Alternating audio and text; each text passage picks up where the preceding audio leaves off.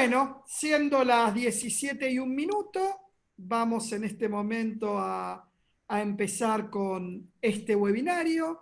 Como ustedes saben, creo que la mayoría de ustedes ya ha estado en otros. La única diferencia es que esta vez decidimos hacerlo por Zoom. Ha sido la decisión de Juan. Hola Ariana, que ahora te veo. La idea es que, como siempre, voy a plantear las pautas de convivencia en este espacio virtual. Todos los micrófonos van a ser silenciados por los moderadores a efectos de que no haya interferencia durante la presentación. Juan va a tener una presentación de unos 30 a 40 minutos en los cuales va a trabajar mediante la metodología de casos, va a exponer para que puedan aprender haciendo durante el desarrollo de su presentación. Él ha decidido no tener un moderador académico como en todos los webinarios anteriores. Es una decisión de nuestro disertante que dice que está muy acostumbrado y que desea interactuar con todos en el chat durante el desarrollo de la presentación. Lo envidio por las capacidades cognitivas que tiene. Para mí, hacer dos cosas a la vez es casi imposible, por eso paro para poder respirar y seguir hablando seriamente.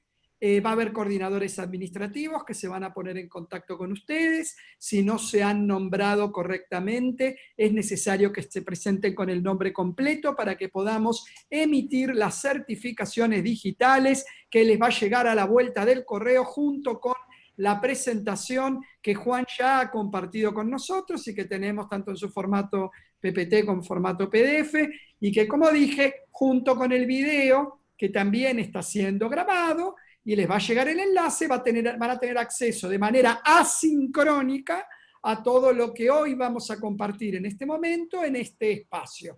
Como cierre les digo, recuerden que el canal de YouTube de la UAI tiene toda la información de la maratón de webinars pedagógicos para docentes UAI, una experiencia virtual en la presencialidad. Este es el séptimo de la maratón. Por ahora son 2 ciclos, los ciclos son mensuales, así que aquel que se haya perdido uno, le recomiendo que se dé una vueltita por el canal de YouTube y puede consultar el material, así como aquel que quiera refrescar los conocimientos. Bueno, sin mediar, voy a presentar a nuestro expositor de hoy, el licenciado Juan Mascardi, guionista, creador de narrativas transmedia, docente. El rosarino bebe de las historias vivas y las hace fluir tanto en el terreno audiovisual como en el más artesanal de los formatos. Es periodista gracias a las paperas que coincidieron con el Mundial 1986 cuando tenía 12 años. Allí se declaró maradoniano y amante de los relatos de El Gráfico. 2 años después comenzó a trabajar en Emisora Colón, una radio de su ciudad natal que transmitía por circuito cerrado como comentarista de tenis. Y si bien nunca ejerció profesionalmente como periodista deportivo, en 2018 ganó el Premio Iberoamericano de Periodismo Rey de España por la historia El jugador que se había olvidado de hacer goles, sobre el gol de Farré que condenó a River a descender de categoría.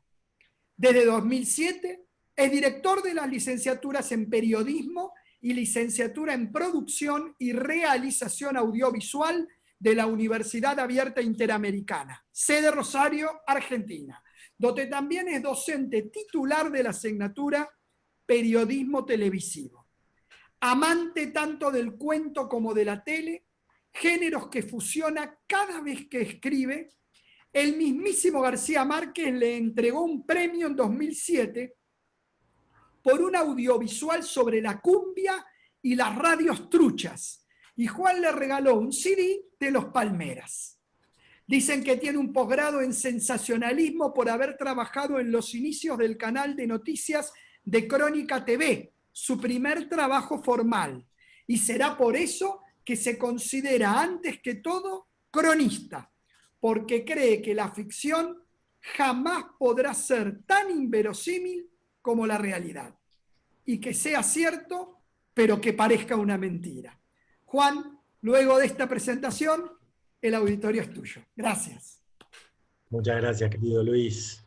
Bienvenidos, bienvenidas, todas, todos. Realmente estoy muy contento de compartir este espacio. Muchas gracias a la invitación de Ariana, que desde el día que me invitó, bueno, me empezó a generar así como una ansiedad de ver, bueno, cómo compartimos estas experiencias en esta etapa post pandemia que paradójicamente nos súper acercan.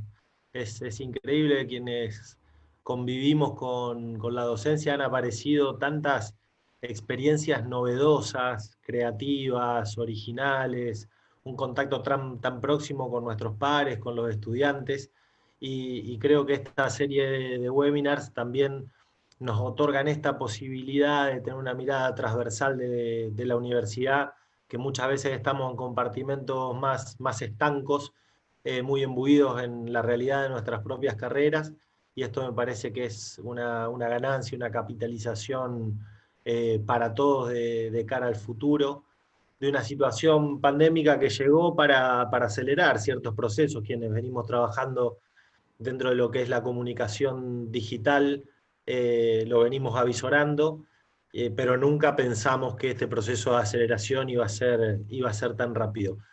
Mi presentación, ahora la voy a compartir pantalla, va a ir como de alguna manera anticipó Luis en la presentación. Yo vengo de un lugar muy narrativo, de contar historias. No puedo dejar de ver este espacio como un gran fogón digital en donde nos reunimos a ni más ni menos que a contar ciertas historias.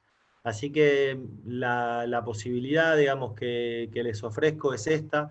Voy a hablar mucho de audiovisual y no es menor, estamos ahora mediados por una pantalla. El teórico Roberto Igarza en algún momento dijo: hace casi una década todo lo que deba ser audiovisual lo será.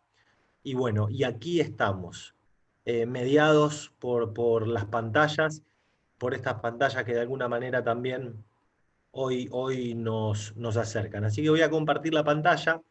A pesar de mis habilidades digitales, es muy probable que cuando comparta la pantalla plena deje de ver el chat, pero cualquier cosa, levantan la mano y a partir de ahí. Te acompaño, Juan, así que si necesitas Gracias, Ariana. ayuda me pedís y acá estoy. Buenísimo. Ahí estamos ya con la pantalla plena. Bueno, vamos a arrancar con esta imagen. Un cine de pantalla vertical. ¿Se hubieran imaginado alguna vez llegar a una sala de cine y encontrarse con esto? Realmente parece inverosímil, ¿no? Pero hoy nuestros estudiantes, el modo en que tienen de utilizar el celular, el teléfono móvil, es en formato vertical. Y uno se pregunta, ¿este formato vertical llegó porque existe una aplicación como Instagram? ¿O llegó primero la práctica y luego Instagram adaptó esa pantalla?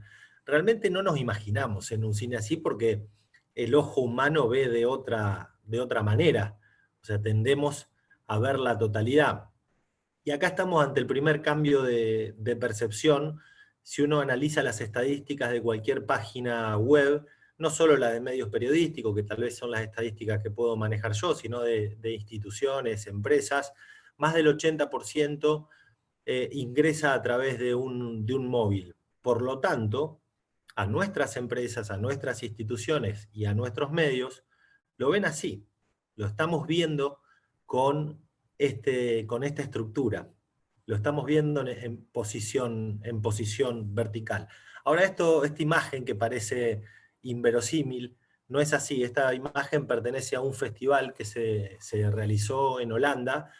Eh, es un festival que es más bien de cine de autor, de cine ensayo, pero ya existe esta modalidad en donde los propios festivales empiezan a experimentar cuáles son las maneras de narrar desde otro lugar, con otro dispositivo, con otra forma, con otra estructura. A mí me gusta pensar siempre que la tecnología es cultura, que cada uno de los dispositivos nos exige una narrativa particular, una narrativa especial, Y a partir de ahí pensaba en esta imagen, ¿no? Que parece como distópica, irreal.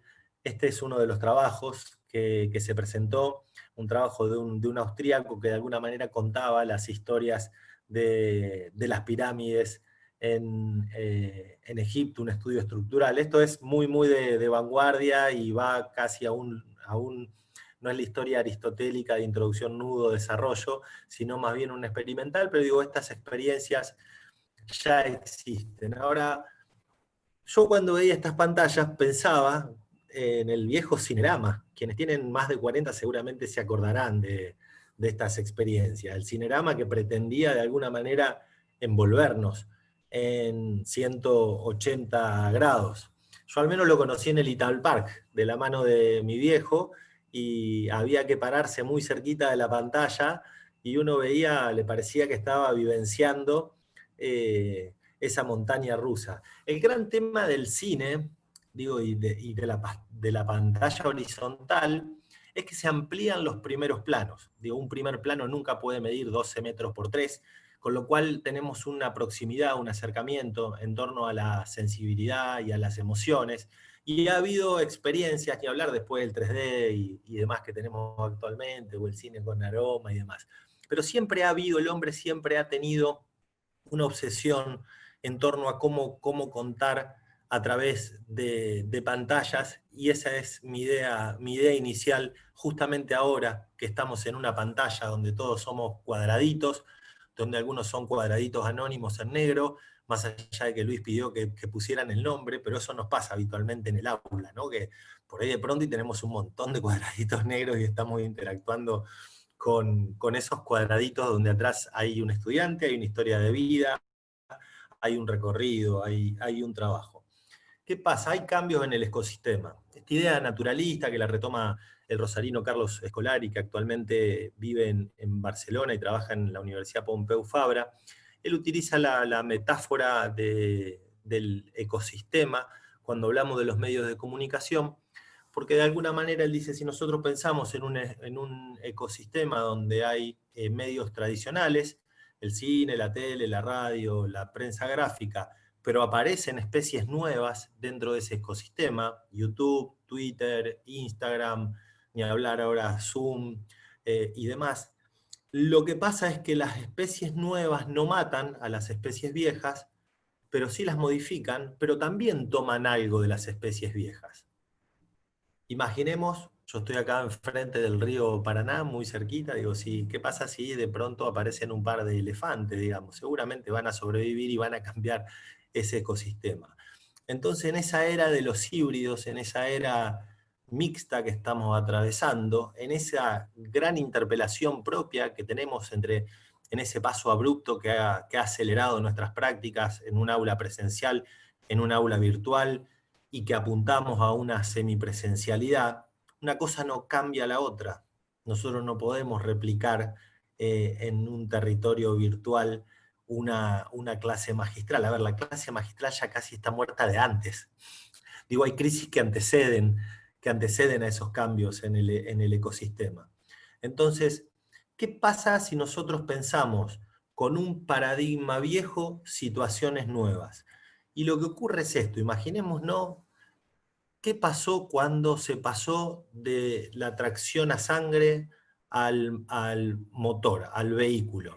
Imagínense si nosotros hubiéramos pensado un mixto, el primer auto, cuando pasábamos de la tracción a sangre al coche a motor. Probablemente el primer coche a motor hubiera tratado de emular a un caballo. Y eso no puede hacer. Entonces lo que nosotros no podemos hacer es traer o arrastrar paradigmas viejos a la hora de pensar en nuevos conceptos, en nuevos paradigmas, y tal vez eso es lo más desafiante en esta etapa. Hay una gran disputa. Hay una gran disputa y esa disputa tiene que ver con la atención de la audiencia para los medios, la atención de nuestros propios estudiantes, la atención ahora mismo. Y pensemos que mientras nosotros estamos tratando de pensar en una clase, y la pienso ahora de modo asincrónico, ahora que estamos de modo sincrónico, perdón, ahora que estamos de modo sincrónico, ¿cómo hacemos para captar esa atención en pocos segundos? ¿Cómo hacemos para comenzar a llevar un hilo y que ese hilo sea un entretejido dentro de una trama narrativa, esa narrativa pedagógica, didáctica que nosotros tenemos que tener a la hora de llevar una clase. Y es sorprendente porque los primeros segundos son los que definen ese pacto tácito, implícito que nosotros podemos llegar a tener con nuestros estudiantes. Les decía que esta revolución no comenzó con la pandemia aceleró. Nosotros venimos trabajando en narrativas transmedia, ahora voy a explicar de forma sucinta, pero para aquellos que quieran profundizar, les puedo compartir algunos enlaces al terminar la charla. Pero vamos a ver estos dos modelos, el rompecabezas o la telaraña, o el rompecabezas y la red. Cuando nosotros pensamos en conceptos multimediales, y dentro del multimedia pienso en galerías de fotos, en video, en texto, en infografías, en todo lo que nosotros nos podemos encontrar en una plataforma digital. Si ese concepto está encorsetado dentro de una misma plataforma, me gusta pensar en la idea del rompecabezas porque esa pieza que nosotros colocamos dentro de una plataforma rígida tiene valor tanto y en cuanto interactúe con otra pieza. Una pieza de un rompecabezas por separado carece de valor. Ahora, si nosotros pensamos en el concepto transmedia, que tiene tres elementos fundamentales. Uno, el poder del usuario. Vamos a decirlo en clave educativa, el poder del alumno, el poder del estudiante, que puede hacer su propio camino. Nosotros como guías, nosotros podemos ser tutores, podemos ser guías, podemos pensar en una unidad de relatos que tengan relación con lo demás, pero desde que llegó el hipertexto, o sea, desde que se inventó la hipertextualidad, la posibilidad de que el estudiante pueda avanzar según capas de profundidad. Y en ese sentido, dentro de lo que es la UAI, nosotros siempre pensamos en el estudiante autogestivo. ¿Cómo hacemos para guiar a ese estudiante para que pueda avanzar sobre la mayor cantidad de capas? Decía, bueno, el tercer elemento, cuando pensamos en el transmedia, es la posibilidad de que el mismo usuario, de que el mismo estudiante, en este caso si lo pensamos en clave educativa, también sea un generador de contenidos, un generador de relatos. Más adelante voy a volver a tomar el concepto de transmedia. Ahora, ¿qué hacemos nosotros con un relato, con un contenido? No necesariamente lo podemos compartir en las distintas plataformas, en los distintos dispositivos de la misma manera, porque cada dispositivo tiene una narrativa particular. Entonces nosotros tenemos que pensar en que cada plataforma tiene una determinada narrativa. Y esa narrativa, digamos, es donde nosotros tenemos que dejar de tener esa nostalgia de alguna manera por lo presencial y pensar que en realidad estamos siendo testigos, tenemos el honor impresionante de ser contemporáneos de un cambio de paradigma. Y eso nos obliga a repensarnos, nos interpela, nos genera crisis, por momentos no sabemos qué hacer, pero necesitamos conocer la plataforma, su técnica y su cultura para poder a partir de ahí empezar a entretejer cuál va a ser nuestro rol, cómo va a ser nuestro rol en esa interacción. Acá les traigo dos imágenes que a mí me gustan mucho y que es un mix, un híbrido entre los discos de vinilo y el logo de Spotify. Yo creo que hay una gran lección, si lo pensamos en términos industriales, y esa gran lección es el gran primer fracaso, que es el fin de las discográficas. Hay un punto de quiebre en donde un sistema fabril se cae. Luego empezamos a pensar, bueno, ¿qué más se cae? Y empezamos con, bueno, se mueren los diarios todavía no se murieron, están en una etapa de reconstrucción. Y después empezamos a pensar en la fábrica, y después empezamos a pensar, ¿y en la universidad? ¿Qué pasa si nosotros no logramos cambiar, no logramos adaptarnos a tiempo a la hora de los cambios? Y acá yo quiero traer dos elementos, que es el tema del espacio y del tiempo.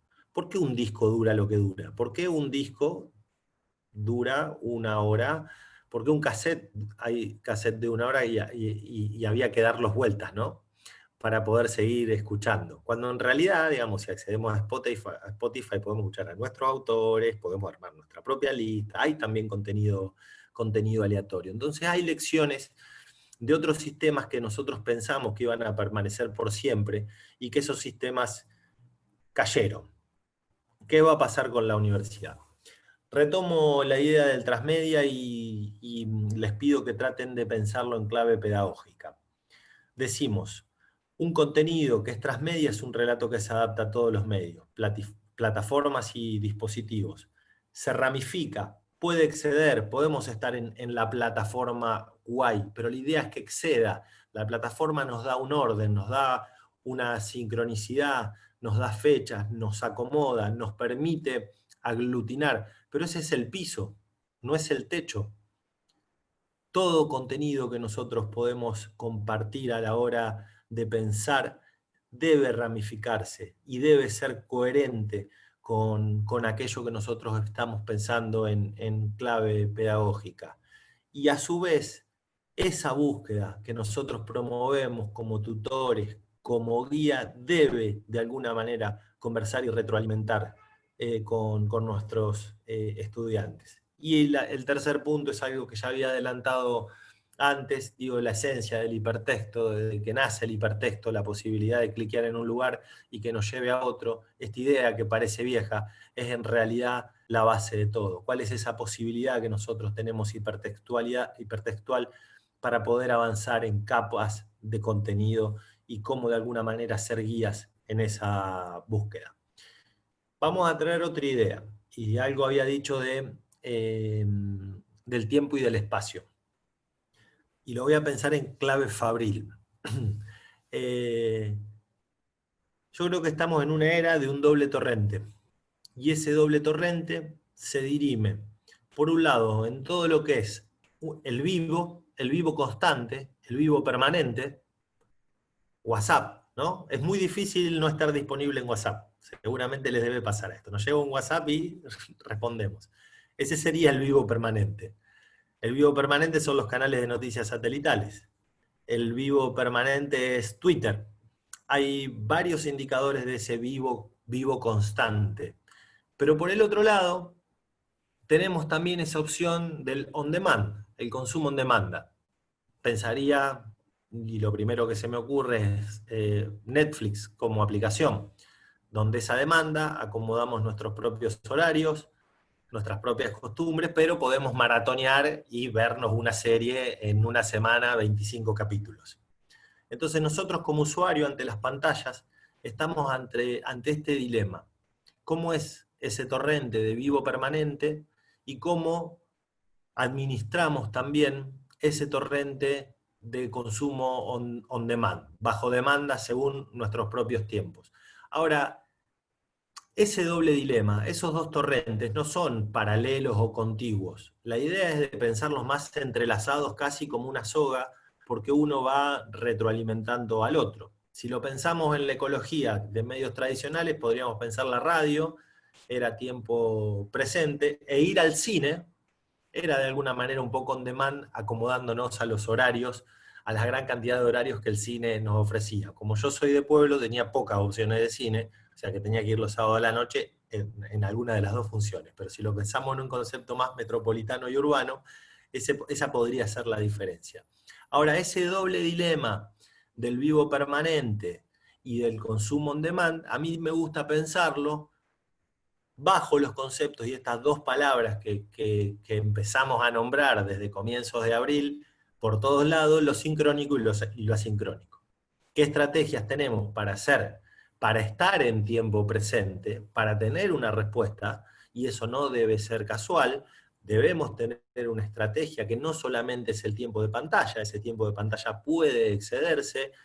Podemos establecer reglas claras con nuestros propios estudiantes para saber cuándo responder, de qué manera responder, que no escriban a la madrugada. Creo que a todos les pasó que les ha llegado algún mensaje viernes 11 de la noche y bueno, ¿y qué hago? ¿Respondo? ¿No respondo? ¿Cómo administramos ese tiempo presente y cómo administramos el volumen de contenidos para ese on demand sin saturar y no generar de alguna manera una sobresaturación de contenidos. Entonces lo que yo les propongo es que a partir de ahora seamos una especie de docentes nextubers, ¿no?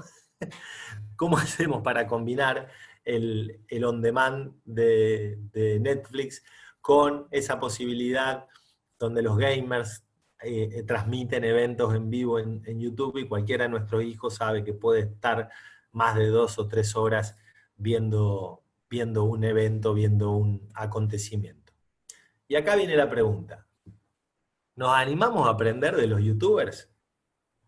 Que tienen muchísimo éxito, manejan muy bien las plataformas digitales, están en pantallas, como nosotros, ahora en este preciso momento estamos en pantallas, y a partir de ahí les voy a pasar algunas claves de los youtubers y les voy a proponer que hagan el ejercicio de pensar en esa clave, en esa, de alguna manera, en esa fórmula que tienen los youtubers para pensar la docencia.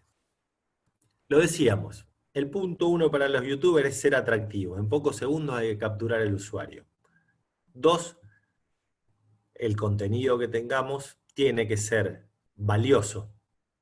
Y ellos tienen así como un triple lema: entretener a tus fans, educar a tus fans e inspirar a tus fans. Vamos con el punto 3. Estar siempre, tener periodicidad. Y ahí, digamos, en esa periodicidad, cada uno de los fans de YouTubers saben cada cuánto suben un video. Pueden consultar a sus hijos, sobrinos y demás. Punto 4, ser auténtico. Ahí no hay una construcción de personaje como podíamos ver en ciertos medios tradicionales. La autenticidad, la espontaneidad en la manera en que se presentan es un valor. Y lo último, el punto 5, ser vistos. No necesitan mega presupuesto, captan la atención. Después podemos hacer una diferenciación entre varias categorías que hay de youtubers. Estas son más bien más genéricas. Pensando y retomando la idea de los youtubers, yo les propongo, les decía hoy la diferencia entre el multimedia y el transmedia, y cuando pensaba en transmedia les proponía la idea del laberinto, les proponía la idea también de pensar en una red o en una telaraña. Entonces se me ocurrió traer a colación el laberinto de Creta y el del Minotauro, para repensarlo, ver quiénes somos cada uno en ese laberinto. Si nosotros pensamos la historia, cuando Teseo definitivamente va a matar al Minotauro, Ariadna lo que le da es un hilo para que él pueda salir. Ahora, si nosotros pensamos que nuestras plataformas digitales en donde vamos a dar clases van a funcionar también de un modo laberíntico, creo que tienen que estar diseñadas de un modo tal como para que el estudiante no tenga un solo hilo para poder salir de ese laberinto. Digo, si el estudiante, mientras transita dentro de esa red, dentro de ese laberinto, dentro de esa telaraña, debe tener más posibilidades de generar sus propios hilos, siempre guiados tal vez por nosotros, pero para poder cumplir con los objetivos mínimos y superar, en todo caso, qué es lo que nosotros estamos proponiendo como docentes. Y dentro de ese hilo, y lo pienso ahora sí en clave bien narrativa, y me aparece la idea de la trama, porque en ese entretejido que va a realizar el estudiante por los distintos contenidos, hay un hilo que es en definitiva invisible y le va dando una cohesión a la gran cantidad de contenidos y de relatos y de textos y de videos con los que se va a encontrar. Pero esa cadena no es ni circular, ni recta, digo, va adquiriendo también su propia forma. La era del alumno abstracto. Les ha pasado, me imagino, ¿no? De encontrarse con los cuadraditos vacíos, ¿no? Y esa crisis, yo estoy dando una materia en realización audiovisual, los realizadores suelen ser muy introvertidos, no me pasa lo mismo con periodismo, que son más, en ese sentido, más extrovertidos, pero a veces nos estamos encontrando con esta crisis, ¿no? Del otro lado hay un cuadrado negro, entonces empezamos a pensar, ¿estarán tomando mate? ¿Habrán dejado la computadora abierta? ¿Cómo hacemos para activar el chat y a partir de ahí generar una interacción? ¿Cómo pensamos en el aula invertida? Que ellos empiecen hablando. Y vamos, ¿no? Pero hay un momento de desasosiego y decimos, listo, estamos solos acá, ¿cómo hacemos? Nos paramos, yo me he ido a buscar algún libro en la biblioteca, después me he dado cuenta que tenía pantalones cortos, que también estamos en la era del plano medio, que esa es otra, ¿no? Estamos hablando en plano medio. Bueno, ¿cómo hacemos para transformar este espacio de desasosiego en participación concreta y real y cómo pensamos en esas estrategias? Yo les hablaba de la trama hasta el hipertexto, el hipertexto como la primera posibilidad. Voy a dejar de compartir pantalla ahora un segundo para pasarles un video.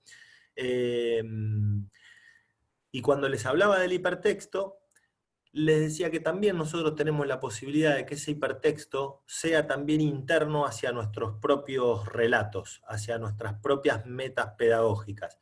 Lo que les voy a poner ahora en el chat es un documental que ganó varios premios, es brasilero, es de la década del 80, pero me gustaría que veamos solamente 2 minutos, después se los recomiendo para que lo miren interno, lo miren luego, a ver si está, ahí está. Se llama La Isla de las Flores, miramos, ¿les parece? 2 minutos, y, o sea, tienen que cliquear, salimos del Zoom y volvemos a regresar. Yo controlo 2 minutos y retomo la palabra, ¿les parece? Muy bien.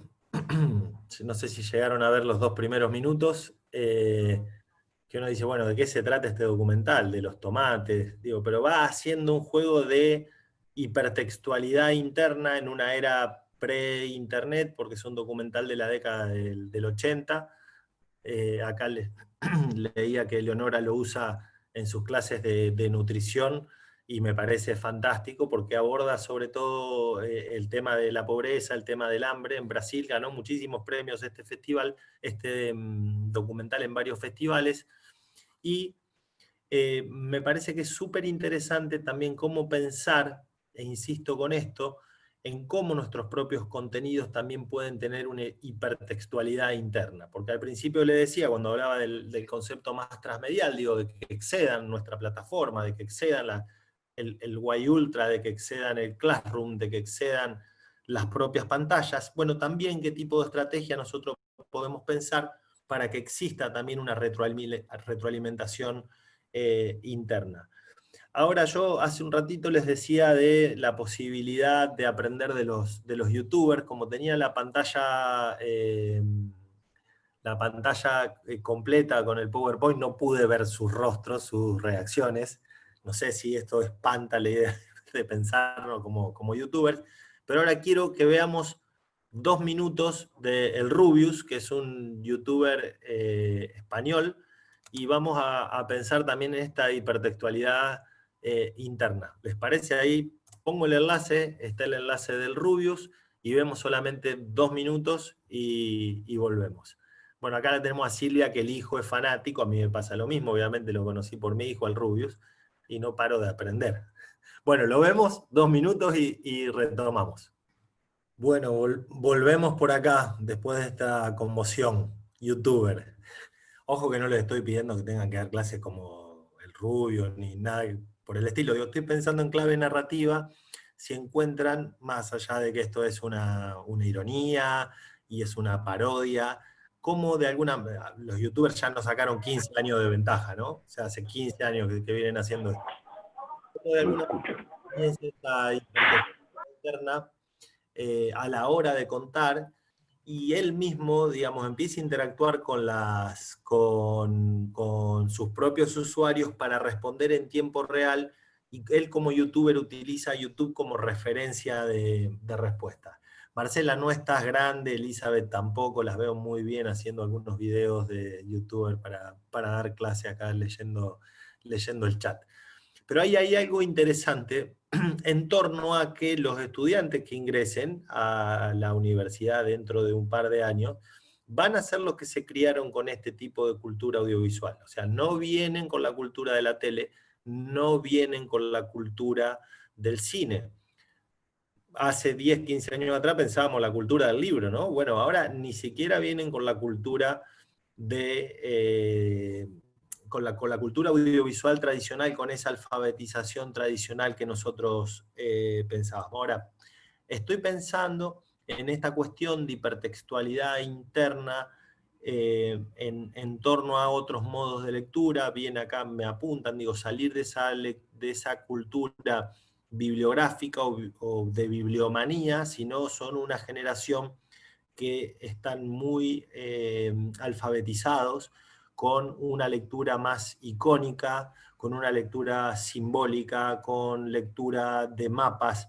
Bueno, ¿qué vamos a hacer nosotros con este tipo de estudiantes, ¿no? En función de esta hipertextualidad interna. Voy a volver a la pantalla compartida, así que dejo de leer el chat un ratito, y creo que ya estamos más o menos en tiempo, así que voy a apurarme como para hacer el cierre. Bien, estábamos acá por la Isla de las Flores, el Rubius. Yo acá les voy a pasar algunas fórmulas de YouTube a partir de algunos cursos de capacitación que hice. Yo vengo trabajando mucho en función de cómo piensa el algoritmo de YouTube a la hora de las sugerencias. Y estos son como 3 elementos que YouTube maneja en torno a cómo se posicionan los videos dentro de la plataforma, ¿no? Piensen que hay una línea que es ese contenido que no tiene fecha de vencimiento, donde tenemos la posibilidad de acceder. Después tenemos otro que apunta directamente a ofrecer un estímulo rápido, un contacto rápido con los usuarios, y hay otros que apuntan a un público mucho más diverso y mucho más amplio. Ellos se suelen manejar con esta pirámide a la hora de generar contenidos audiovisuales. Para ir cerrando, les quiero contar una experiencia. Luis, cuando me presentaba, decía que yo doy periodismo televisivo, es así. Imagínense el dilema que he tenido este cuatrimestre de cómo trasladar, no un aula, un estudio de televisión a una plataforma digital. Yo suelo dar mi materia en un estudio de televisión. Vamos muy bien con la experiencia, pero bueno, depende mucho del grado de voluntad. Entonces, les voy a mostrar esta historia que a mí me resultó inspiradora para los estudiantes actuales. Hay un primer ejercicio que yo les doy, que es un ejercicio con 10 planos fijos, que lo suelen grabar con sus teléfonos celulares, y que en 10 planos tienen que contarme una historia. Y la historia que yo les voy a contar es una experiencia de hace varios años atrás, donde me tocó una alumna ciega. Entonces, lejos de ser la excepción, Macarena, yo creo que es la singularidad. Porque en realidad lo que Macarena me demostró no fue su ceguera, sino la ceguera colectiva que a veces tenemos nosotros como docentes, o la ceguera colectiva que a veces los estudiantes tienen. Porque cuando le propongo hacer el ejercicio, lo primero que pensé es cómo se le enseñan los planos a una persona ciega. Y lo que hicimos en aquel momento fue aprovechar la extensión del aula, y yo me iba a una punta del aula y le gritaba: Macarena, ¿me escuchás? Digo, te estoy hablando en un plano general, tocate la cabeza, toca el piso, eso es lo que yo veo ahora. Y a partir de ahí, 2 o 3 años después, Macarena se recibe con una tesis brillante, y cuando aparece esa tesis a mí se me ocurre escribir una historia, y les voy a leer acá un parrafito muy, muy cortito para terminar con otro video. ¿Qué miramos cuando le hablamos a una persona no vidente? Pueden ser sus ojos, su boca, sus manos, o perdernos la vista en un punto de fuga, como si ese gesto íntimo fuera un pacto unilateral para equilibrar los sentidos. Macarena quiere ser periodista, yo dirijo una carrera de periodismo, hay una reunión, un diálogo, un gesto y al fin una decisión. Declamar la inclusión no es complejo, ejercer la inclusión es un acto de interpelación íntima y una tarea colectiva que nos empuja a derribar nuestros propios muros y construir sobre los escombros que dejamos en esa transitar. Para terminar, les voy a mostrar un video, al menos el arranque de ese video, y que lo piensen, insisto, no como la idea de Macarena como la excepción, como esa alumna que llegó excepcionalmente a la universidad, sino como la singularidad que nosotros tenemos a la hora de encontrarnos con las características de cada uno de los estudiantes. El video es largo, si les parece, miramos 1,5 minutos, el arranque nada más, y hacemos el cierre, y luego, es largo, digo, dura 6, 7 minutos. Y después hacemos el cierre del webinar, que por lo que voy viendo con el contador, llevamos 47 minutos y no me quiero extender demasiado. Miramos 2 minutitos y volvemos. Muy bien, paramos ahí, y después si quieren lo pueden ver completo. Bueno, para cerrar, digamos, en el momento de esta historia maravillosa, digamos, Macarena es licenciada en periodismo, es una gran colega, ahora está estudiando locución. Ni más ni menos que retomar las palabras del rector emérito, tocar a la vaca, oler a la vaca, digamos, es ni más ni menos que eso. Cómo de alguna manera podemos pensar en ese sentido experiencial que nos está dando esta gran oportunidad que tenemos, que vino a agigantar un montón de procesos y acelerarlos a partir de una situación extrema como una pandemia. Digo, el grado de proximidad que nosotros estamos sintiendo ahora, leyéndonos, viéndonos, incluso con estos errores, apreté el botón, no apreté el botón, bueno, sí, en el pizarrón a veces se te quiebra una tiza y hace ese ruido con la uña, ¿no? En el pizarrón, y nos podemos mirar. Digo, hay un montón de posibilidades que creo que nos acercan, y para terminar les cuento una anécdota muy cortita. En este ejercicio de los 10 planos, este año, ahora hace poquito, una de las estudiantes me estaba mostrando como el back, el detrás de la escena de un vendedor de zapatos, ¿no? Y claro, no podía salir a grabar afuera por las restricciones de la cuarentena.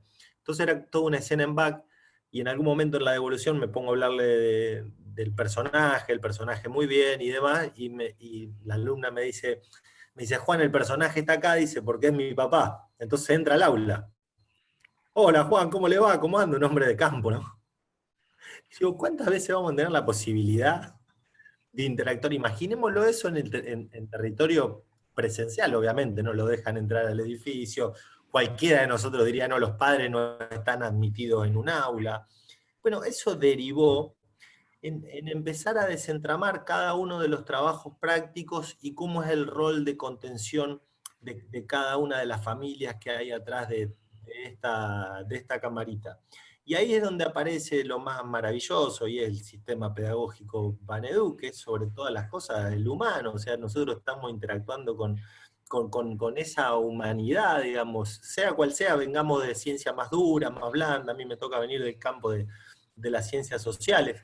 Espero no haberlos aburrido con tanta narrativa, digamos, pero digo, en cada una de las carreras, en cada uno de los perfiles, creo que tenemos esa posibilidad de, en definitiva, estar trabajando con humanos. No toqué todavía el Y Ultra, no toqué el Blackboard, pero no paro de pensar en cómo estos contenidos pueden ayornarse en torno a una plataforma, y también cómo pueden saltarlo y trascenderlo para después volver ahí donde nosotros vamos a ser los guías para administrar ese correo. Así que bueno, les agradezco muchísimo los mensajes, los estoy leyendo acá en el chat, quedo abierto para algún tipo de pregunta o de duda. Y bueno, Ariana, Luis, nuevamente muchísimas gracias por la convocatoria, que me honra muchísimo estar compartiendo con colegas queridos, muchos conocidos y otros que nos estamos conociendo ahora. Muchísimas gracias. Bueno, habilitemos a preguntas. Me parece, ante todo, ya que tomé la palabra, quiero decir que es brillante ver desde otro campo profesional y disciplinar cómo se entiende la pedagogía, ¿no? Estas analogías que ha pensado Juan realmente a uno le hacen reflexionar desde otra perspectiva lo que supone el arte de hacer docencia. Bueno, muchas cosas para reflexionar, pero quisiera hacerlos al final, así que abramos al debate. Hay más de 80 personas presentes, seguramente preguntas para Juan hay un montón, así que directamente habiliten sus micrófonos o si levantan la mano, levántenla a través del loguito de levantar, porque si no, no los vamos a ver. O si no, abran sus micrófonos y hablen. Luis, ¿vos podés moderar eso de las preguntas? O manden, pidan la palabra. Como no, como quieran, igual si piden la palabra. Chinelli. Hola Juan, sí, se estaba activando el audio. No, muy interesante toda la propuesta y en realidad no es una pregunta, es un comentario.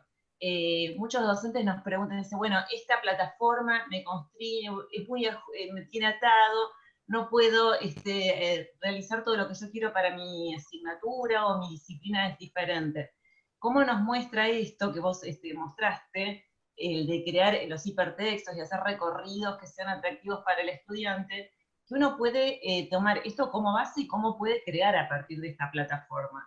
Y bueno, todo esto que nos fuiste mostrando, la verdad que fue interesantísimo y nos da para pensar y para seguir también pensando en nuestra asignatura y ver cómo la podemos enriquecer y hacer ese recorrido en red que planteabas. Y ser ya más un curador de contenidos y más que un transmisor que es el viejo paradigma. Totalmente, Adriana, sí, sí. A ver, nosotros estamos todavía en esta primera etapa de exploración de la plataforma, que quienes ya trabajamos en el campus virtual anterior, es realmente una panacea, digamos, porque justamente nos permite, insisto, en esta etapa muy introductoria, donde nos estamos amigando, donde tenemos dudas, donde preguntamos. Digo, es ese concepto de bitácora, que la bitácora siempre es necesaria, en un barco, en donde sea necesitamos tener ese ordenamiento, y además porque fuimos distinguiendo también ciertos reclamos de parte de los estudiantes en una modalidad en este primer cuatrimestre donde, bueno, fuimos aprendiendo sobre la marcha y eso da un orden. Ahora, yo creo que una vez que estemos en el Y Ultra y que estemos, que nos empecemos a sentir sólidos, tampoco es quedarnos ahí, digamos, que no sea ese territorio de confort en donde vamos a empezar a estructurarnos de una determinada manera y donde le vamos a quitar tal vez la posibilidad del estudiante este rol mucho más autogestivo de poder pensar también como esos satélites por afuera, siendo guías, ¿no? Ahí Fabiana Falivene ha levantado la mano. Fabiana. Bueno, buenas tardes a todos.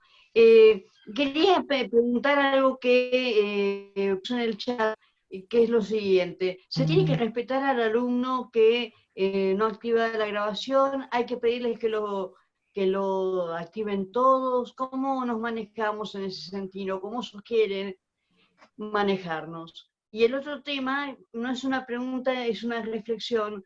Es un poco más difícil lograr en el aula virtual que participen todos. Normalmente hay 3 o 4 que participan activamente. También pasa en el aula, pero en el aula uno tiene como otras técnicas, hay que adaptarse, ¿no es cierto?, a, bueno, de repente acercarse a un alumno que está más temeroso de preguntar, o por lo menos uno ve si está en otra cosa o está callado pero atento, esa devolución nos falta, ¿no? Pero el tema de la cámara, ¿qué sugieren?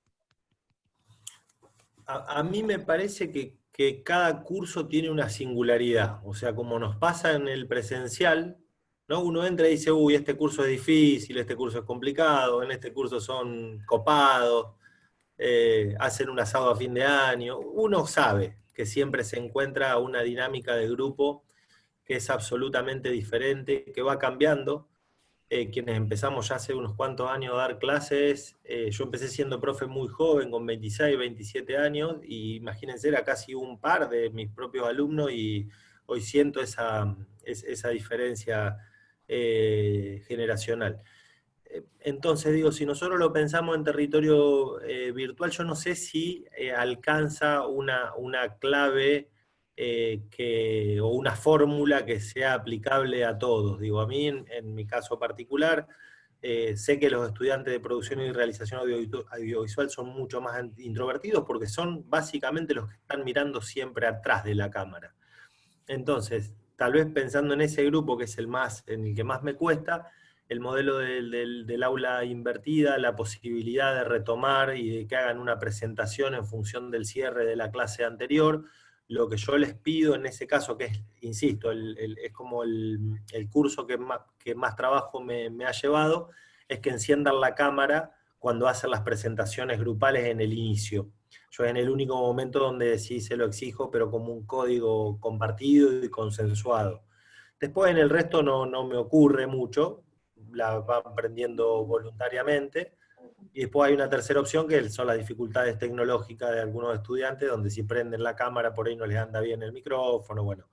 Pero me parece que cada uno tiene que auscultar las posibilidades y establecer reglas claras. Por eso lo decía también en función de los grupos de WhatsApp. Yo en mis materias, en cada materia tengo un grupo de WhatsApp que me permite trabajar sobre la plataforma del audio, del sonido, que ahora el Y Ultra lo va a permitir. Si me permitís, digo, Sí, quisiera agregar que vayan al aula presencial. ¿Cuántos alumnos están que ponen la cara pero no prestan atención y que sus mentes están totalmente alejadas del momento propio de la clase, ¿no? Entonces, yo no sé si se trata de poner la cara como dijo Juan, buscar la manera de ser atractivos y valiosos en nuestras presentaciones para que el alumno tenga un interés genuino en querer participar cuando se habilite la participación. Ahora, cuando todos entren a Ultra, la herramienta de videoconferencia que tienen es Collaborate. Y yo sé que muchos profesores resistieron a Collaborate porque no tiene esto de ver todas las pantallitas. Pero la realidad es que Collaborate tiene una naturaleza asociada al modelo educativo que promueve la UAI, que es el trabajo colaborativo. Es un carrusel que rueda a medida que se va tomando una palabra, y la idea es que no sea estático, sino que la rueda gire. En este momento tendría que girar la rueda conforme el nivel de participación que uno va generando. Y la realidad que además, al estar en un espacio sistémico, como es una LMS, que no es un repositorio, mientras que unos estén en un espacio de videoconferencia, otros pueden estar en un foro, y otros pueden estar haciendo una actividad autogestiva. O sea, uno puede dinamizar los grupos dentro del aula, de modo que no todos tienen que estar haciendo lo mismo al mismo tiempo, ¿no? Y eso es lo que permite la configuración virtual de la experiencia educativa. Que no estamos pretendiendo que ustedes sean expertos en educación a distancia, porque no fueron seleccionados con esas competencias, pero que sí vean las bondades que les ofrece esta modalidad, y que no son muy lejanas a la que muchos de los que están acá y que los conozco vienen desarrollando, que es buscar múltiples formatos para, o como dijo Juan, tejer a través de la telaraña distintas formas de llegar al mismo objeto. No hay un único camino para llegar al objeto de aprendizaje. Puede haber muchos caminos, y la idea es que las plataformas digitales permiten esto, en lo sincrónico y sincrónico, buscar distintas vías de acceso al objeto de aprendizaje. Yo también coincido que el tema de la cámara, encima en estos contextos donde el aislamiento social obliga a la convivencia sin otra opción, hay mucha cuestión de la vida privada que uno ve expuesto cuando habilita una cámara, y que no está bueno que el otro se tenga que sentir expuesto. Yo, sin ir muy lejos, ayer tuve una reunión, una asamblea donde se estaba aprobando un estatuto, y una de las personas que estaba como asambleísta cuando se terminó de aprobar el estatuto, se le pidió que prendieran las cámaras a todos para sacar la foto, porque era un hito histórico en una fundación. Y la persona estaba en su auto trasladando a su madre que estaba enferma y no lo quiso decir, y se puso a llorar en el medio. Fue un momento horrible. Terrible. Todo por pedir que prenda la cámara. No digo que esto es lo habitual, no estoy diciendo eso. Digo que es un tema complejo, y como dice Juan, yo creo que tiene que ser parte del contrato didáctico que se construye en cada curso, ¿no? O sea, que tiene que haber un contrato didáctico donde se incluya esta cuestión de las tecnologías, que hoy son parte del aprendizaje. O sea, la tecnología se ha convertido en parte del aprendizaje, no es solamente el soporte que sostiene la clase, sino que es contenido de aprendizaje, y por ende tiene que estar en nuestro contrato didáctico. No, Juan, tengo a Elvio que primero nos manifestaba que sus estudiantes de Derecho se enganchan en todo lo relacionado con lo audiovisual. Y preguntaba, ¿qué recomendás vos para iniciar el camino de youtuber pedagógico?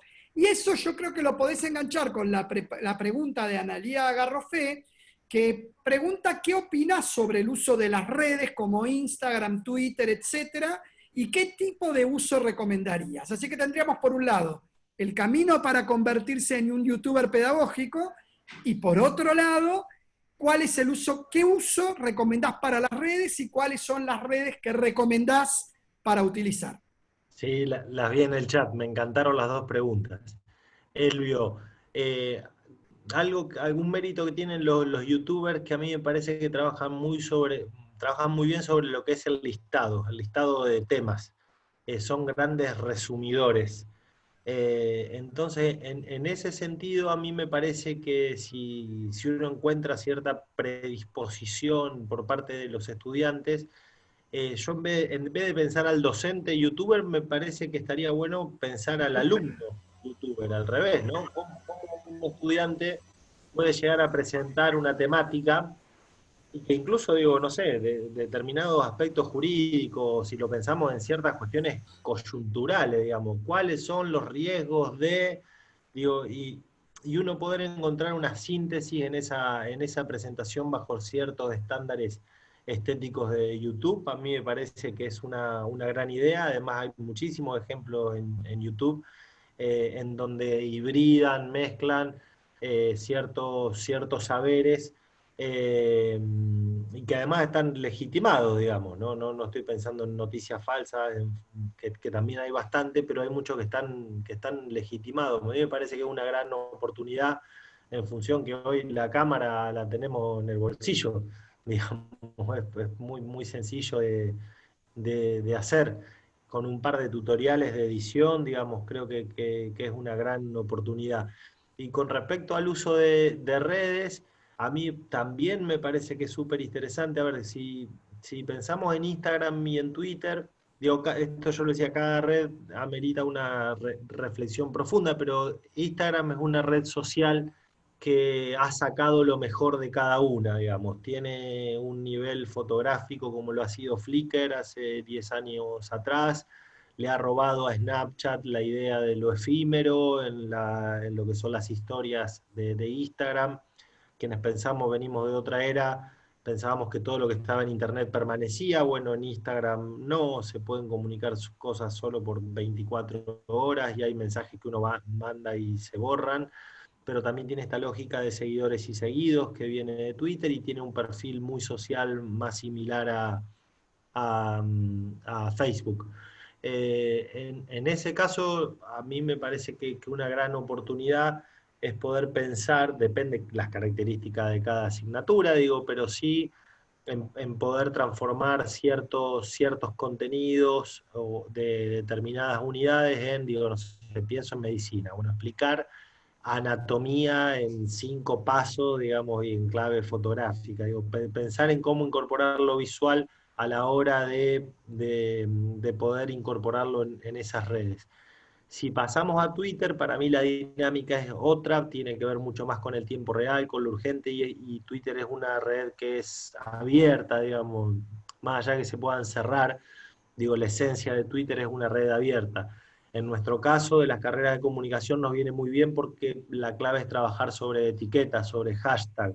Hay enormes posibilidades de traspolación histórica. Si fuera una materia de historia, yo ahí les recomiendo un proyecto que se llama Malvinas 30, que cuando se cumplieron los 30 años de la Guerra de Malvinas, se recreó a través de un trabajo muy riguroso de archivo cómo se hubiera comunicado la Guerra de Malvinas si hubiera habido Twitter. Hay otro proyecto que se llama el Proyecto Walsh, donde cuentan los fusilamientos de José León Suárez, los días previos, y ahí hay un montón de cosas que se pueden hacer vinculadas con la historia, pero digo, insisto, esto depende de las características de cada asignatura. Sí me parece que, que son redes en donde nosotros podemos ponernos a trabajar, y sobre todo estamos dejando también un legado a la hora de poder compartir la visibilidad, el hecho de que se pueda socializar. Habría que ver por ahí cada asignatura y qué perfil le podemos encontrar, pero es muy interesante. Gustavo Valentín, ya voy con tu pregunta, pero quiero tomar la que vino después de Darío Retegui porque está directamente relacionada a esto. ¿Qué opinás de un vivo en TikTok, Juan? Uy, qué bueno TikTok. TikTok es la que menos exploré, pero es la que más miro, por mi hijo. Estoy en una etapa todavía muy, muy exploratoria. Hay algo que todavía no le puedo encontrar la vuelta, que es el tema del sonido. Sobre todo, no por el vivo, sino por los videitos que vienen como preestablecidos. Pero si quieren lo llamo a mi hijo que está acá al lado de la habitación de al lado y les puedo explicar. Pero, a ver, es una red también de recomendación donde podemos pensar en esto, en cómo generar recomendaciones, está la clave irónica que lo atraviesa. Hay algunos casos de algo que he seguido, movimiento feminista y demás, que tiene un componente político, digamos, no la subestimaría. Me parece que es muy interesante para trabajar ese mestizaje entre el humor, la ironía, y los vivos no los conozco, no exploré nunca un vivo de TikTok, sí los de Instagram, pero de TikTok no lo pude explorar. Te la voy a mandar a mi hija de 13 años que te va a dar una clase como me da a mí todos los días de los TikTok y los vivos de TikTok. Ahí Bueno, ahora está. sí vamos con la pregunta de Gustavo Valentín, que toma un tema muy interesante que ha vuelto recurrentemente en muchos casos. Él plantea, ¿qué pasa con darle nuestro WhatsApp a los alumnos o cuando involucramos recursos personales como docentes para que intervengan como ayuda didáctica en el proceso o en el vínculo con nuestros alumnos? Y poner a disposición nuestro número privado como profesores, ¿no? Para que el estudiante comparta con nosotros, porque más allá del espacio público, lo hace cuando quiere.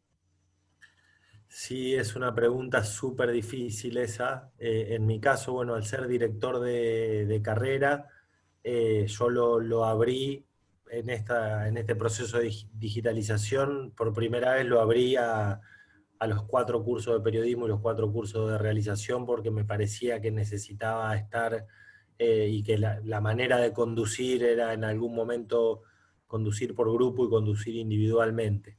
Entonces mi primera apertura tuvo que ver mucho más con la gestión que con el rol docente, y después sí abrí, en este momento estoy dando 3 materias, tengo 3 grupos. Ahí hay un dilema que creo que es respetable la posición de cada docente. Tengo un grupo de claustros docentes donde hay un par que no están y también los respeto, entonces bueno, se lo comunico por otra vía. En eso me parece que es muy, muy personal. Yo creo que en una situación de contingencia es una posibilidad. Hay otras que son menos invasivas como Telegram. Yo intenté instalármelo y demás, pero sentí que iba a perder mucho más tiempo y que iba a incorporar otra plataforma más, que también es eso, cuántas plataformas administramos, ¿no? Pero me parece que es como todo, que lo decía Ariana también, digo, estableciendo las reglas claras de cuál es una buena convivencia en un grupo de WhatsApp, creo que es una opción, digamos, ¿no? Silenciado, sabiendo que se responde de tal hora a tal hora, de que el mensaje cuando llega fuera de ese margen tendrá que ser esperado, la respuesta tendrá que esperar hasta que se vuelva a activar, digamos. Me parece que como todo es establecer pautas de convivencia. Ana María Morán plantea qué sucederá en la pospandemia. Yo voy a aprovechar que está la doctora de Vincencia acá con nosotros, ha publicado recientemente un artículo así que apelo a su rol de científica del tema de la educación y que nos hable cuál es la postura institucional para la post-pandemia y a qué sistema vamos a migrar o vamos a intentar migrar cuando pase esta crisis. Bueno, me mató con la pregunta. Y si no la sé, ¿puedo pedir gancho? Bueno, no, igual ya estamos cerca de la hora, pero hay varias preguntas más. Yo sí quiero algunas cuestiones que empiezan a crearse de inquietud. A ver, no hay soluciones mágicas a lo que estamos viviendo. Hay mejores escenarios o peores escenarios. El primer cuatrimestre nos sorprendió sin capacidad de poder resolver más que garantizar el derecho legítimo de nuestros estudiantes a aprender. Y fue lo que con el esfuerzo de todos y cada uno de los que están aquí presentes y miles de docentes más, hemos logrado en estos meses. Yo como vicerrectora no tengo más que palabras de gratitud y orgullo por el trabajo que han hecho, porque realmente han demostrado su compromiso y vocación por la docencia, sacando herramientas de donde no podían y, como varios dijeron, habilitando sus teléfonos personales para que los alumnos puedan tener respuestas a tiempo frente a sus inquietudes. Eso ya no puede seguir sucediendo. La universidad se tiene que poner en esta etapa a planificar y a pensar otro escenario, porque la virtualidad no se va a ir, porque por más que querramos con toda nuestra ansiedad y nuestro deseo ferviente de volver a la presencialidad, el hecho es que cada vez nos anuncian que la pandemia va a ser más extrema y las situaciones tienden a ser bastante críticas en términos de posibilidades de volver a una presencialidad como la que teníamos antes. Posiblemente tengamos alguna presencialidad, pero muy acotada a experiencias vinculadas con procesos educativos que de lo contrario no se podrían desarrollar. Por ejemplo, las prácticas sanitarias, que requieren espacios reales para que el estudiante termine de acceder a ciertas competencias que se esperan en su perfil. Pero en términos reales, la virtualidad va a ser lo que predomine en este segundo cuatrimestre, pero no porque nosotros querramos, sino porque el contexto social así lo anticipa, ¿no? Ayer tuvimos una reunión con el ministro Trota y la verdad es que todos los protocolos que se construyen, así como se construyen, se rompen porque son absolutamente improbables de desarrollar. Escuelas con espacios de distancias que son absurdos en términos de que a qué chicos sí atraemos a las escuelas y a qué chicos no. ¿Qué vamos a hacer? ¿Un periodo escolar extendido hasta cuándo? Imagínense que eso le implicaría a las escuelas duplicar el recurso humano, lo mismo sería para la universidad. Sería improbable que pudiéramos retomar en un escenario equitativo, o sea, algunos entiendo la vuelta a la presencialidad cuando no hay otra posibilidad de acceso al conocimiento que no sea a través de la presencialidad. Por ejemplo, en zonas del país donde la conectividad no existiera, pero en ciudades donde la conectividad existe y en términos generales esto se puede resolver, yo creo que tenemos que seguir apostando a preservar la salud de nuestra sociedad y que al menos este servicio educativo pueda seguir desarrollándose bajo esta modalidad, mejorando la calidad del contexto. Y por eso es que la UAI ha hecho un esfuerzo grande y ha generado a través de una plataforma que se llama Blackboard, que es una LMS súper potente, una de las más prestigiosas en el mundo, lo pueden googlear. Blackboard y Canvas pelean por el primer puesto en plataformas educativas.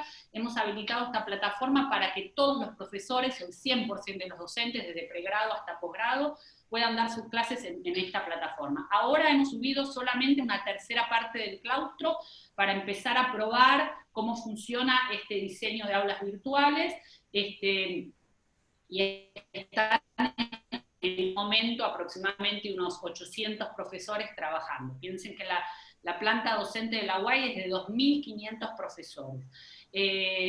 Después del 10 de julio, todos los docentes van a tener acceso a la plataforma y van a ver que es muy intuitiva, como recién le decía a Elvio, no necesitan grandes capacitaciones, necesitan meter mano porque la plataforma está totalmente intervenida. Tiene ya un diseño académico, o sea, de por sí ya el alumno va a entrar con un aula ordenada, el profesor va a entrar a un aula ordenada donde las cosas ya están ubicadas y situadas, el profesor tiene todo ahí adentro, no tiene que usar ni el chat, ni el mail, ni la paloma mensajera, tienen todo dentro del aula virtual. Tienen mail, tienen foro, tienen chat, o sea, dentro de cada actividad pueden habilitar un chat, un sondeo, o sea, la verdad que tienen videoconferencia, está bien, no tienen el Zoom, pero la verdad que con todo esto, esta cuestión del collaborate, que puede estar acotado a menos personas, se ve resuelto, porque recién dice una profesora, para compartir un PowerPoint, lo pueden poner ahí, lo tiene al lado el alumno, es un mismo lugar donde va a encontrar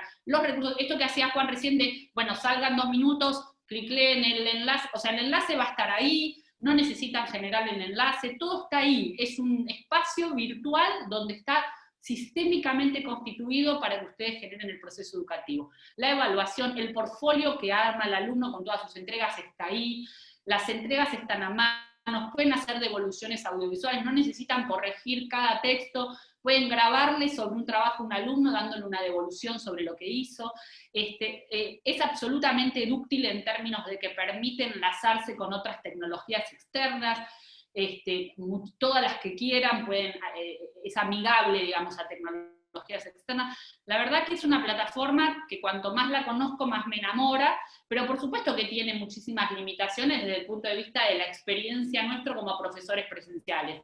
No sustituye ni se asemeja. Son experiencias diferentes con didácticas diferentes, y esto es lo que Juan marcó hoy, que me parecería que es interesante plantear, ¿no? O sea, la educación virtual ofrece otra didáctica, y tenemos que tratar de aprovecharla con todo ese potencial, todo lo que aprendimos como profesores en este primer cuatrimestre. Ustedes han aprendido un montón, y todo eso no se los quita a nadie, y tienen que aprovechar para hacer una reflexión de lecciones aprendidas y decir, bueno, ¿qué me funcionó, qué no me funcionó? Y potenciar lo que funciona y reparar aquello que no, utilizando otros recursos que van a encontrar a partir de ahora en la plataforma. En el enlace que les mandé van a ver un montón de material sobre la plataforma, aun cuando no tengan acceso a un aula, la van a poder ver ahí porque hay un videíto sobre cómo es el entorno de la plataforma. Está acá Adriana Chinelli, en breve va a subir un video sobre cómo se diseñan contenidos. Van a ver que es muy fácil, pero muy fácil, muy simple. Y sobre todas las cosas, lo que yo quiero rescatar de la presentación de Juan es esta idea de tejer más allá de las fronteras físicas o de las fronteras digitales que constituye un aula. Porque en realidad, en cualquier caso, nosotros estamos colaborando, participando, mediando, acompañando a una persona que aspira a ser un profesional. Y en esa mediación cultural que nosotros hacemos de ese proceso educativo, nuestro gran objetivo es hacer que ese sujeto sea autogestivo, sea competente. Y esa competencia no se transmite en el aula, se transmite en el contexto social. Por eso es tan importante trascender la cotidianidad del aula y provocar ese necesario involucramiento del alumno con la sociedad, con la realidad que representada por el rector emérito, tocar a la vaca, morder a la vaca, mirar a la vaca, ¿no? Poder interactuar con aquel objeto para el cual nos estamos preparando. El aprendizaje siempre situado, siempre el contexto en el que se configura, no solamente constituye su vehículo, sino que es parte y es contenido de ese aprendizaje. No olvidemos esto. Si tenemos esto claro, haremos del contexto algo gratificante, agradable, potencialmente activo. Si no lo tenemos en cuenta, es muy probable que nuestra práctica se visualice, se perciba como algo desorganizado, como algo que entra en tensión y pone en los alumnos y en los mismos profesores situaciones de resistencia. En definitiva, es un ecosistema, y esa mirada ecológica de la educación tiene que primar en la mirada que nosotros le propongamos a la educación. ¿Y qué vendrá después de la pandemia? Post-pandemia. Yo creo que es semipresencial. Estoy convencida que las tecnologías aplicadas al beneficio del aprendizaje será algo que quede en la retina de todos los docentes, y será una competencia que se instale en aquellos que verdaderamente crean en que las tecnologías no vienen a sustituir, como dijo Juan, sino que vienen a agregar valor. Y que en la medida en que sepamos entender sus narrativas y entender, en este caso, sus didácticas, podremos ponerlas al servicio del aprendizaje para hacer aprendizajes más calificados, y por supuesto también modelos de enseñanza enseñanza más acordes a las necesidades sociales actuales. Yo creo que definitivamente lo que se viene es un modelo blended, donde habrá mucho por desarrollar a través de esta modalidad del aula invertida, donde el alumno pueda acceder a una parte del conocimiento de una forma autogestiva y después entrar a una clase presencial en un contexto colaborativo para debatir, para construir un nuevo conocimiento que se construye en el marco de una comunidad de aprendizaje, donde esta relación lineal docente-alumno empieza cada vez más a diluirse para contribuir a un modelo colaborativo, un modelo asociativo, donde la red es la forma hoy primaria de construir cualquier tipo de conocimiento, sea a los fines de una educación formal, o sea para el desarrollo de cualquier emprendimiento. Esa es la perspectiva que yo tengo de lo que vendrá, y estoy convencida que más de uno coincidirá en que esto ha venido para quedarse, y que estamos atravesando un hito histórico, no solamente para la educación, sino para muchos tipos de servicios que hoy se ofrecen en la sociedad y que están repensándose y redefiniéndose a partir de esta experiencia social que nos toca vivir, histórica, y que seguramente le podremos contar a nuestros nietos y que nos preguntarán, ¿cómo fue eso de la pandemia del COVID-19, ¿no? Bien, bueno, no mucho más para agregar. Bueno, muy bien, como comenté por el chat, a las 18:30 tenemos que abrir otra sala, que es una actividad de ingeniería en sistemas, así que tenemos que ir cerrando. Había una preguntita de Ciro Quiroga que nos hacía una sugerencia para que generemos un aplicativo para el celular. En realidad, Ciro, ya existen 3 aplicativos de Blackboard, están en el Apple Store y supongo que están en el Store de Android o en el Google para bajarse para el celular, para poder acceder a la plataforma desde el celular. No es lo mismo que hacerlo directamente desde la computadora, pero para los jóvenes esto va a ser una manera más de acceder. Juan, te dejo 2 minutitos para despedirte de tu auditorio. Bueno, muchísimas gracias Luis, muchas gracias Ariana, realmente estoy muy, muy contento, muy alegre, honrado por la convocatoria. Uno conoce la institución desde hace tantos años, conoce la gente, conoce los espacios, los rincones. Para mí esta es mi casa, y hoy, digamos, para mí es la primera oportunidad en 19 años que vengo trabajando de encontrarme transversalmente. Así que eso a mí me pone muy, muy, muy feliz, y es una también de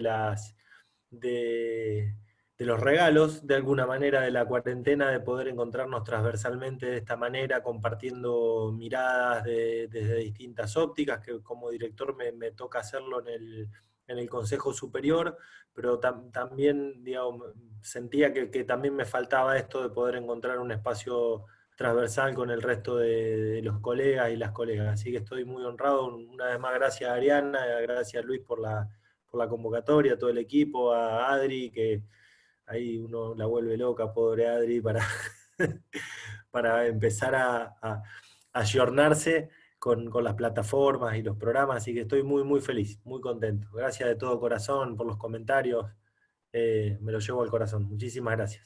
A vos, Juan, un genio, aplausos. Gracias. Felicitaciones, gracias a vos, un genio. Muchas gracias a todos, que tengan buen día. Y nos vemos el mes que viene en la próxima maratón de webinars. Un placer. Bravo. Gracias. Gracias a todos, buenas tardes. Chao, chao. Muchas gracias.